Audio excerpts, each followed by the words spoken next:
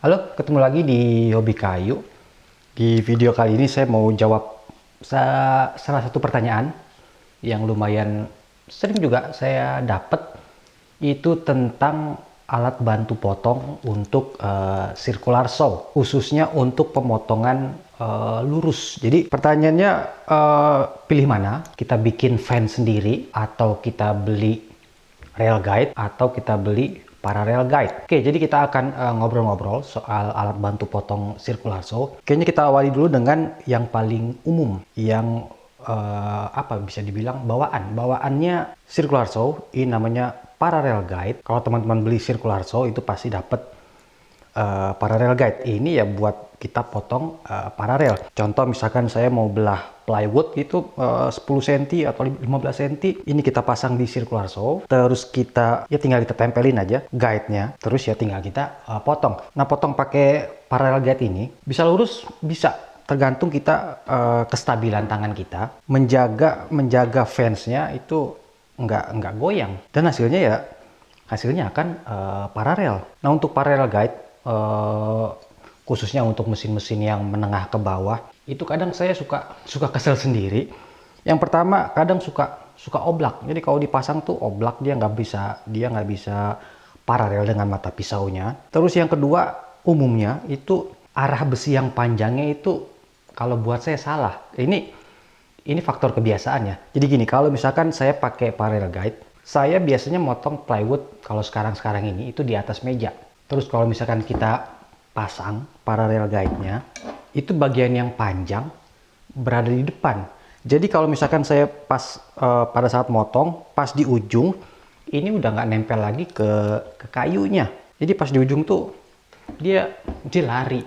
Nah, itu biasanya di circular saw yang menengah ke bawah. Yang mahal juga sama. Saya punya 2 circular saw Bosch juga sama. Ininya juga kalau buat saya salah. Tapi ya itu faktor kebiasaan. Karena saya pakai circular saw ya lebih banyak untuk potong plywood. Terus juga dia nggak ada lubangnya. Nggak ada lubang buat kita bikin fence tambahan. Saya suka parallel guide yang bawaan. Itu yang seperti ini. Ini kalau nggak salah bawaannya Makita. Jadi dia panjangnya sama kanan kiri, tapi dia pendek. Terus ada lubangnya. Jadi kita bisa bikin fans tambahan, tinggal di sekrup aja atau tinggal dibaut. Jadi kalau yang seperti ini enak. Nah, dulu saya pernah lihat ada yang jual di Tokopedia kalau nggak salah untuk yang seperti ini, tapi nggak tahu sekarang masih ada atau enggak. Terus biasanya kalau parallel guide seperti ini dia universal. Jadi ini punya Makita, ini saya lupa punya siapa, tapi dipasang di Makita ya bisa, karena ukurannya biasanya sama. Oke, kelebihannya parallel guide, ya tadi kita bisa motong lurus, kita bisa motong paralel. Kekurangannya ya kapasitas potong karena cuma pendek. Terus kelebihannya lain, kita cuma setting sekali. Jadi kalau misalnya kita pasang di circular saw, kita setting untuk misalkan 10 cm, ya potongan kita akan terus 10 cm selama kita bisa stabil. Jadi parallel guide itu lebih ke untuk presisi pemotongan yang berulang atau repetitif cut. Nah, kalau teman-teman butuh kapasitas potong yang lebih besar atau yang lebih lebar, ya teman-teman mesti beli lagi. Mungkin kalau untuk yang ada di pasaran di Indonesia itu ya yang model crack. Ini crack rip cut. Ini harganya saya kurang gitu harganya mungkin sekitar 800 sampai 1 jutaan. Terus juga ini saya kurang paham ini rip cut yang versi keberapa, karena kalau nggak salah ada 2 atau 3 versi. Bedanya itu yang versi terakhir dia fansnya ini lebih panjang, jadi lebih enak dan lebih stabil. Terus untuk fansnya dia bisa bolak-balik, jadi kita bisa pakai di kanan ataupun pakai di kiri, tinggal dibalik fansnya. Terus untuk circular saw-nya dia universal, semua circular saw dia bisa. Terus ada lagi punya Wood Enjoy. Punya Wood Enjoy itu juga sama, mirip seperti crack, cuma nggak tahu sekarang masih diproduksi nggak sama Om Panji. Nah, pakai model crack kayak gini tuh sepertinya enak.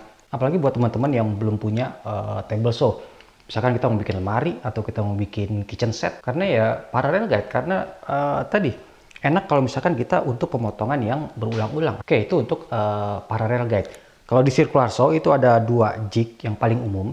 Parallel guide dan straight guide. Jadi alat bantu buat potong paralel dan alat bantu buat potong lurus. Nah, alat bantu untuk potong lurus itu ada dua jenis yang paling umum. Yang pertama itu guide fence atau fence guide. Yang kedua itu rail guide atau guide rail. Nah, kalau untuk fence biasanya sih teman-teman bikin ya. Dulu saya sempat bikin 2 atau 3 kali gitu pakai plywood 15 mili atau 18 mili gitu. Mungkin teman-teman yang nonton video Bikayu dari awal-awal sudah pernah lihat lah saya pakai fence. Nah, pakai fence ya tergantung kita kestabilan kita pegang circular saw-nya, karena kalau untuk fence kan ditentukan oleh base-nya atau shoe-nya yang nempel ke fence-nya. Kalau kita goyang ya potongannya pasti nggak akan lurus. Nah, kayaknya kalau untuk guide fence guide itu banyak videonya atau tutorialnya cara bikinnya, itu juga bentuknya juga banyak. Teman-teman bisa searching di YouTube, itu banyak banget. Oke, itu untuk yang fence. Jadi kalau fence bisa lurus, bisa tergantung kestabilan tangan kita. Terus yang kedua rail guide. Rail guide itu ya ada railnya, maksudnya dia ada railnya, jadi dia circular saw-nya dia nggak akan keluar jalur ya, seperti rel kereta. Contohnya ya track saw misalkan, atau yang seperti ini punya Wood Enjoy. Nah, itu saya suka bingung nyebutnya Wooden Joy atau Wood Enjoy. Nah, ini rail, ini di sini ditulisnya track saw. Sebenarnya ini namanya bukan track saw. Track saw itu mesinnya. Ini namanya rail guide atau guide rail. Jadi kalau pakai yang model seperti ini, baik kita bikin atau kita beli atau pakai rail guide punyanya track saw, itu akan lebih stabil karena circular saw-nya dia nggak akan lari-lari. Kayak untuk kelebihannya fence, kalau kita bikin sendiri ya murah, terus kita juga bisa pakai ya kayu-kayu sisa atau ya beli plywood. Terus kekurangannya ya tadi kita mesti stabil tangannya. Terus untuk jangka waktu lama itu jadi nggak presisi, karena plywood kadang dia melengkung kalau sudah lama, atau dia kemakan mata pisaunya, atau ya kropos. Punya saya yang terakhir itu kropos terus dia melengkung. Kalau saya sekarang jarang pakai fence untuk potong plywood. Semenjak punya table saw, itu fence-nya jarang dipakai, karena biasanya saya potong kasar di garasi gitu di atas. Untuk 1 lembar plywood saya potong kasar ya freehand aja, tanpa guide atau tanpa fence. Nanti untuk pemotongannya ya pakai table saw. Nah, untuk rail guide sama fence, kelemahannya adalah kalau kita untuk pemotongan berulang-ulang atau repetitive cut. Karena kuncinya di rail atau di fence itu ya mata kita sama garisnya. Jadi kuncinya itu pada saat kita ngepasin tracknya atau ngepasin fence-nya ke garisnya.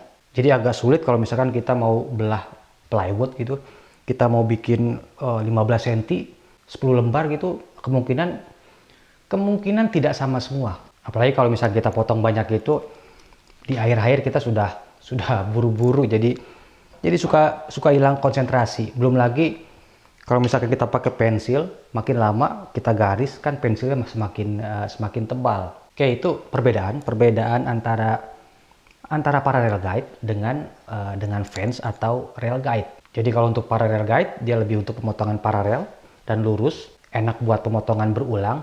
Tapi nggak bisa kita pakai buat jointing atau buat ngeratain satu sisi. Sedangkan untuk fence dan rail guide enak kalau kita untuk pemotongan lurus dan bisa dipakai untuk jointing. Oke, kembali ke pertanyaannya, yang mana dulu yang mesti kita punya atau yang mesti kita bikin? Yang jelas kalau di awal buat teman-teman yang baru mulai, fence itu tetap kita mesti bikin. Ya sekalian buat belajar. Terus kalau pertanyaannya pilih parallel guide atau rail guide, ya tergantung projectnya, karena keduanya dipakai atau punya fungsi yang berbeda. Kalau teman-teman mau irit, kalau untuk parallel guide ini kan kita ya bisa bikin kalau memang kita butuh yang lebih panjang atau yang lebih lebar. Oke, jadi itu jawabannya. Jadi tergantung projectnya, tergantung teman-teman mau buat apa. Untuk parallel guide dan rail guide, teman-teman bisa coba bikin sendiri. Ya sekalian buat buat belajar. Kalau pusing atau butuh yang bener-bener pengen presisi, nggak mau repot, ya tinggal beli. Tapi ya saat ini untuk harganya masih bisa dibilang ya cukup mahal, karena jatuhnya mahalan jignya daripada circular saw-nya nanti. Oke, semoga bisa memberikan informasi, semoga bisa bermanfaat videonya. Jangan lupa untuk terus berkarya dan sampai jumpa.